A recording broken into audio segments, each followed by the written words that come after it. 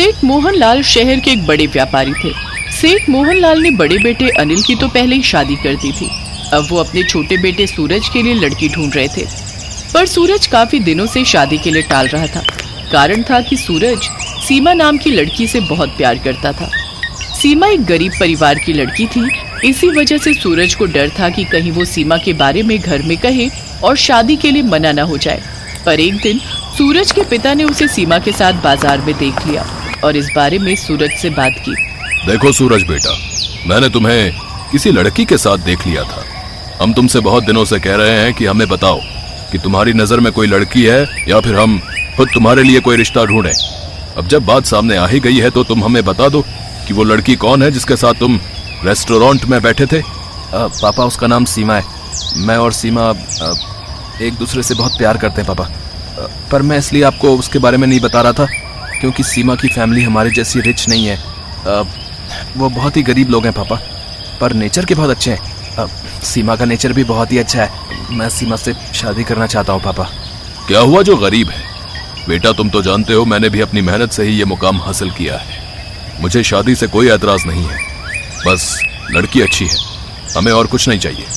तुम हमें सीमा और उसके माता पिता से जल्दी ही मिलवा दो ताकि हम तुम्हारी शादी कर सकें। थैंक यू पापा, थैंक यू सो मच। सूरज की शादी के लिए सब खुश थे, पर उसका बड़ा भाई और भाभी इस शादी के खिलाफ थे। माँ बाबूजी का तो दिमाग खराब हो गया है। सब मेहमानों और रिश्तेदारों के बीच हमारी बेइज्जती हो जाएगी। अरे कुछ सोच समझकर तो रिश्ता तय करते। गरीब घर में रिश्ता तय करके वो अपना तो नाम खराब ही कर रहे हैं, हमारा भी नाम खराब करेंगे। मैं तो तुम्हें कह रही हूँ, जितनी जल्दी हो सके तुम यहाँ से अलग हो जाओ, वरना हम भी इनके साथ साथ सड़क पर आ जाएंगे। मैं कुछ समझा नहीं नीलम। अरे वो गरीब घर की लड़की है। शादी के बाद अगर उसने बाबूजी और सूरज को बहकाकर सारी प्रॉपर्टी अपने मायके वालों के नाम कर दी तो बस हम हाथ मलते रह जाएंगे। तुम ठीक कह रही हो, बस ये शादी हो जाए उसके बाद मैं प्रॉपर्टी में हिस्सा ले लूंगा। एक काम करेंगे ना, अलग होकर हम किसी बड़े बंगले में रहने चलेंगे। वैसे भी यहाँ रहने का कोई फायदा नहीं। अब गरीब घर में शादी हो रही है तो मैं उस गरीब लड़की के मुंह भी ना लगूं। हमें जो भी करना है जल्दी करना होगा।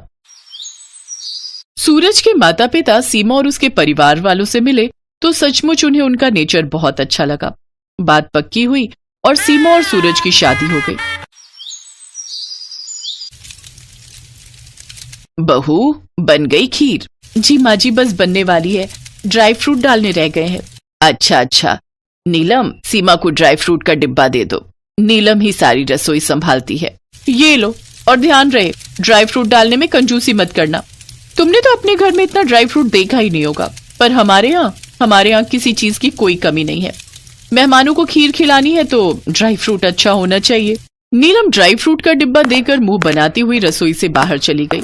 उसका ये व्यवहार बहुत ही गलत था। सीमा को घर में आए 2 महीने बीत चुके थे। अनिल और नीलम रोजाना ही अलग घर में जाने की बात कह रहे थे, पर एक दिन सेठ मोहनलाल पर मुसीबतों का पहाड़ टूट पड़ा। अचानक एक दिन उनकी फैक्ट्री में आग लग गई और सब कुछ खत्म हो गया। कर्जा उतारने के लिए सेठ मोहनलाल ने सब कुछ बेच दिया। पर अनिल और नीलम बहुत चालाक निकले। किसी को कानो कान खबर नहीं थी कि अनिल पहले ही कमाई के कुछ पैसों से एक बंगला खरीद कर रख चुका था। अनिल और नीलम दोनों ने अपने परिवार के बारे में नहीं सोचा और अलग बंगले में रहने चले गए। मैंने कभी भी नहीं सोचा था कि अनिल ऐसा निकलेगा। आज मुसीबत की घड़ी में वो और नीलम हमें अकेला छोड़कर चले गए। कहाँ जाएंगे हम? कुछ ही देर में हमें घर छोड़ना होगा। शारदा, भगवान पर विश्वास रखो। हमारी सबसे बड़ी दौलत हमारा बेटा सूरज और बहू सीमा है। दोनों बच्चे हमारे साथ हैं, हमें और क्या ही चाहिए। पापा, आप चिंता मत करो, मैं कुछ दिनों में कहीं कोई नौकरी ढूंढ लूंगा। आपने मुझे मेहनत करनी सिखाई है। आप ही तो कहते हो ना पापा कि मेहनत करके इंसान कुछ भी पा सकता है। तभी सीमा के मम्मी पापा आ जाते हैं। माँ बाबूजी, आप? मोहनलाल जी, कृपया करके हमारे घर चलिए। जब तक आपके रहने का प्रबंध नहीं हो जाता तब तक आप हमारे साथ ही रहोगे। जैसे सीमा हमारी बेटी है वैसे ही सूरज भी हमारा बेटा है मोहनलाल जी। सेठ मोहनलाल सीमा के पापा के गले लगकर खूब रोते हैं। आज मुसीबत की घड़ी में सीमा के माता पिता ही उनके काम आ रहे थे। सब लोग सीमा के घर पहुंचते हैं। सीमा के माता पिता भले ही गरीब थे, उनकी आर्थिक स्थिति इतनी अच्छी नहीं थी कि वो सेठ मोहनलाल और उनके परिवार के लिए ज्यादा कुछ कर सकते। पर दुख के समय में सूखी रोटी भी महंगे पकवानों की कमी पूरी करती है, और दुख की घड़ी में अपनों का साथ ही व्यक्ति को दुखों से लड़ने की ताकत देता है। बस माँ, पेट भर गया। बहुत ही स्वादिष्ट खाना बना था। मैं चलता हूँ, किसी को नौकरी के लिए बुला हुआ था। बहन जी, हम बहुत किस्मत वाले हैं जो हमें आपके जैसे समधी मिले, पर हमारी सीमा अपने ससुराल में कोई सुख नहीं देख पाई, इसी बात का अफसोस है। हम तुम्हें कोई खुशी नहीं दे सके बहू। माँ जी, अपनों का प्यार और साथ ही तो सबसे बड़ी खुशी होती है। आप सब मेरे साथ हो तो मैं बहुत खुश हूँ। शारदा, अब से बस हमारा एक ही बेटा है, सूरज। अब अनिल से हमारा कोई वास्ता नहीं रहेगा।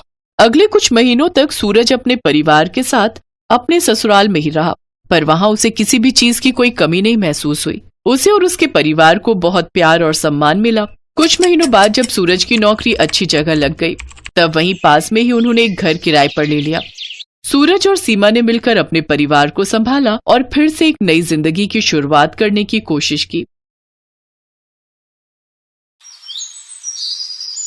तू पागल हो गई है क्या काव्या? उस अर्जुन से शादी करेगी? अरे उसकी हैसियत तो हमारे नौकर जितनी भी नहीं है। लेकिन माँ, उसके दिल में प्रेम है, दया है और दूसरों के लिए सम्मान है। अगर आपको अपनी बेटी चाहिए तो आपको मेरी शादी अर्जुन से करवानी ही होगी। काव्या के माता पिता ने उसे बहुत समझाया, लेकिन उसने उनकी एक न मानी। हार कर उन्हें अपनी अमीर बेटी की शादी गरीब अर्जुन से करवानी ही पड़ी। ब्याह कर काव्या अपने गरीब ससुराल आई। उसकी सास शांति ने सबके लिए खाना बनाया। शांति और अर्जुन खाने के लिए जमीन पर बैठ गए। तभी काव्या भी उनके साथ जमीन पर बैठ गई। अरे ये क्या बहू, तुम नीचे क्यों बैठ गई? तुम इतने बड़े घर की बेटी जमीन पर बैठकर खाना खाती हुई अच्छी नहीं लगोगी। माँ जी, मैं बेटी उस घर की थी, लेकिन अब इस घर की बहू हूँ और यहाँ जैसे सब लोग रहेंगे मैं भी वैसे ही रहूंगी। कौन कहता है बड़े घर की लड़कियां आदर भाव नहीं जानती? हमारी बहू तो सब जानती है। अच्छा अर्जुन, कल काव्या बहू की पगफेरे की रस्म है, इसलिए कल तुम इसे अपने ससुराल ले जाना। जी माँ। अगले दिन अर्जुन ऑटो करके काव्या के साथ अपने ससुराल के लिए निकल पड़ता है। उधर उसके ससुराल में काव्या के पिता धनराज अपनी पत्नी रमोला से कहते हैं, अरे रमोला, अरे आज हमारे जमाई बाबू आने वाले हैं, उनके स्वागत की तैयारियां करो भाई। वो दामाद कहीं का प्रधानमंत्री नहीं है जो उसके आने की तैयारियां करूं।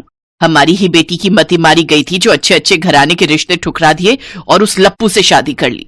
तो क्या हुआ रमोला, हमारा दामाद स्मार्ट है, पढ़ा लिखा है, पैसे का क्या, मेहनत करेगा तो पैसा भी आ जाएगा। चलो अब उठो और दामाद जी के आने की तैयारियां करो। दाल चावल बने पड़े हैं, उसके लिए वही काफी है।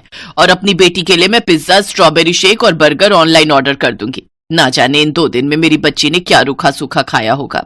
रमोला धनराज की बात नहीं सुनती और मुंह बनाकर वहां से चली जाती है। उधर रास्ते में दुकान देखकर अर्जुन ऑटो रुकवाता है। क्या हुआ अर्जुन, ऑटो क्यों रुकवा दिया? काव्या, शादी के बाद पहली बार तुम्हारे घर जा रहा हूँ, तो खाली हाथ थोड़ी ना जाऊंगा। मम्मी जी और पापा जी के लिए कुछ उपहार और मिठाइयां ले लेता हूँ। अरे नहीं अर्जुन, रहने दो, उसकी कोई जरूरत नहीं है। तुम्हारा बेकार का खर्चा हो जाएगा। तुम्हारी खुशी से बढ़कर मेरे लिए कुछ नहीं है काव्या। फिर अर्जुन ने अपनी सास के लिए एक बनारसी साड़ी और ससुर के लिए घड़ी और साथ में कुछ मिठाई खरीदी। कुछ ही देर में अर्जुन काव्या के साथ अपने ससुराल पहुंच गया। फिर रमोला अपनी बेटी की आरती उतारती है और उसे गले से लगा लेती है, लेकिन अर्जुन के पैर छूने पर भी उसने उसे इग्नोर कर दिया। दामाद जी, आप वहां उस कुर्सी पर बैठ जाइए और मेरी बच्ची तू मेरे साथ इस सोफे पर आकर बैठ। रमोला अपने गरीब दामाद को पुरानी सी बेकार कुर्सी पर बिठा देती है, जबकि अपनी बेटी को महंगे सोफे पर बिठाती है। ये देख काव्या को बहुत बुरा लगता है। हाय, मेरी बच्ची 2 दिन में ही कितनी मुरझा गई। माँ, ये क्या कह रही हो? वहाँ सब मेरा बहुत ख्याल रखते हैं। अच्छा रमोला, दामाद जी पहली बार ससुराल आए हैं, उनके लिए नाश्ता लेकर आओ भाई। कुछ देर बाद रमोला एक प्लेट में नींबू पानी और कुछ बिस्किट लाकर अर्जुन के सामने पटक देती है। रमोला, ये क्या, तुम दामाद के लिए नींबू पानी लाई हो? अरे इन गरीब लोगों को दूध, रबड़ी, गाजर का हलवा, ये सब शाही चीजें हजम नहीं होती। इनके लिए नींबू पानी ही ठीक है। जल्दी पी लीजिए दामाद जी। दाल चावल बने हुए रखे हैं, फिर वो भी खा लेना। काव्या बेटी, तू मेरे साथ अंदर चल। मैंने तेरे लिए पिज्जा, स्ट्रॉबेरी शेक और बर्गर मंगवाए हैं। बस भी कीजिए मम्मी, आज आपके दामाद का ससुराल में पहला दिन और आप उनकी इतनी बेइज्जती कर रही हैं। वो बेचारे अपनी थोड़ी सी सैलरी में आपके लिए तोहफे लाए और आप उनके साथ ऐसे। छी, अब मैं यहाँ एक पल भी नहीं रुक सकती। चलिए यहाँ से। अब कोई बात नहीं काव्या, नींबू पानी तो सेहत के लिए कितना अच्छा होता है। और गरीब तो मैं हूं ही, तो इसमें मुझे बुरा नहीं लगा। तो तुम्हें क्यों लग रहा है? मम्मी जी, पापा जी, जो आपने अपनी इतनी संस्कारी बेटी को मेरी जीवन संगिनी बनाया है, मैं आपसे वादा करता हूं मैं काव्या को हमेशा खुश रखूंगा। मम्मी जी, ये गिफ्ट आपके लिए, और कोई भी बात दिल पर मत लीजिएगा। काव्या आपकी बेटी है, वो यहां आती रहेगी। लेकिन मैं एक गरीब हूं, मेरा यहां आना ठीक नहीं रहेगा। रमोला ने जब गिफ्ट्स खोलकर देखे तो उसमें महंगे तोहफे थे। इतनी महंगी साड़ी और घड़ी देख रमोला को खुद पर बहुत शर्मिंदगी हुई और उसने जाते हुए अपने दामाद को रोका और कहा, ठहरो दामाद जी, मुझे माफ कर दीजिए दामाद जी। दौलत के नशे में मैं चूर हो गई थी। आज आपका अपने ससुराल में पहला दिन है, कम से कम अपनी सास को खातिरदारी का मौका तो दीजिए। मैं अभी आपके लिए अपने हाथों से नाश्ता बनाकर लाती हूँ। उन सब की कोई जरूरत नहीं है मम्मी जी, आप तो बस हम पर हमेशा अपना आशीर्वाद बनाए रखना। रमोला ने अर्जुन और काव्या को गले से लगा लिया और उन्हें ढेर सारा आशीर्वाद